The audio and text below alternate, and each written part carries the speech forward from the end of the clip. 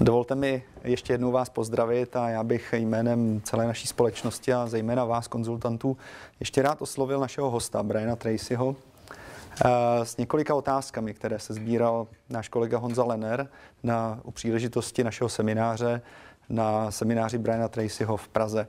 Jsou to otázky velmi často zakotvené možná v myslích konzultantů a ne příliš často kladené, ale rád bych, abychom toto téma dnes otevřeli. Briane, říkáte, že člověk musí být za všech okolností připraven k úspěchu a musí něco obětovat. Znamená to, že musím obětovat třeba i část svého zdraví nebo spokojenost v rodině? Nuž, myslím, že vaša rodina a vaše zdravie je dôležitejšie než všetko ostatné. Nie je nevyhnutné ich obetovať. Naopak je dôležité mať v živote rovnováhu. Kľúč k úspechu je však veľmi jednoduchý. Keď ste v práci, pracujte. Pracujte celý čas. Keď pracujte 8 alebo 9 hodín a nezabávajte sa. A nemrhajte časom. Ak budete pracovať celý deň, spravíte to, čo máte a budete mať čas aj na svoju rodinu a osobné zdravie. Další otázka našich konzultantů na toto navazuje. Oni se ptají, pokud už tedy opravdu pracují 8 hodin denně a ne 90 minut jako průměrný konzultant v oblasti finančních služeb, mají ještě nějaký prostor pro osobní růst a pro zvýšení svého příjmu? Keď som začal skúmať úspech, zistil som, že všetci úspešní ľudia sa sústreďujú na výsledky, väčšinu času. Neúspešní ľudia sa sústreďujú na aktivity, ktoré niekedy nemajú žiadny alebo len malý význam.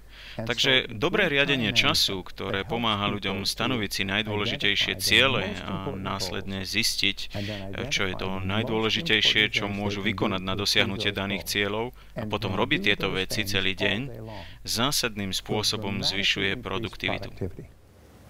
Stane se velmi často, že člověk vyroste poměrně rychle z hlediska dosahovaných výsledků, příjmů a začne se chovat arogantně. Co v takové chvíli dělat? Už práve nedávno som riešil podobnú situáciu, keď jeden veľmi úspešný človek tiež spôsoboval veľa problémov kvôli svojmu egu. Takže niekto si ho vzal bokom a povedal mu: musíš kontrolovať to svoje ego a prestaň rozprávať stále len o sebe. On si to vôbec neuvedomoval, že to robí. Následne teda prestal rozprávať iba sám o sebe a začal klásť otázky a rozprávať aj o druhých ľuďoch. A každý v jeho okolí bol prekvapený, ako sa dokázal zmeniť a okoľko obľúbenejší sa stal. Takže niekedy človek potrebuje také malé usmernenie od svojho manažéra, pretože nikto nechce budiť zlý dojem. Nikto nechce, aby ho iní vnímali ako arogantného, egoistického človeka, ale niekedy si to neuvedomujú, iba sa tešia zo svojho úspechu. Znamená to tedy, že v takovém případě nadřízený těchto lidí má podat rychlou a přesnou zpětnou vazbu? Áno, ale najúčinnejšia spätná väzba, akú môžete ľuďom dať, je pozitívna spätná väzba. Poviete teda: ak chceš byť obľúbenejší, čo keby si robil viac tohto a menej tamtoho? Nikdy nezačínajte spätnú väzbu slovami robíš chybu. To je to isté, ako keby ste povedali si zlý človek, pretože to u ľudí vyvoláva hnev a stavajú sa do obrany. Ak poviete, mohol by si byť oveľa efektívnejší, ak by si robil viac tohto alebo menej tamtoho, ľudia povedia aha, a ľudia sú dostatočne inteligentní, aby pochopili, čo hovoríte. Jak důležité je oblečení v obchodě?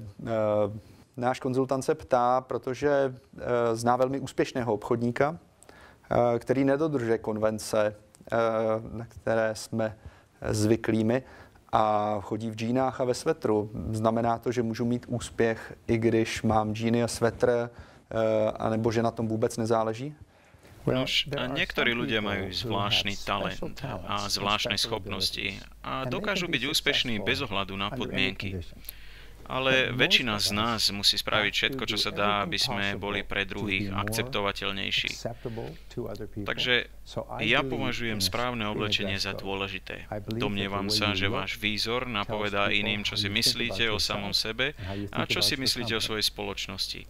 Stalo sa vám niekedy, že ste pozvali niekoho na večierok a on príde nedbalo oblečený? Dáva tým najavo, že si vás veľmi neváži.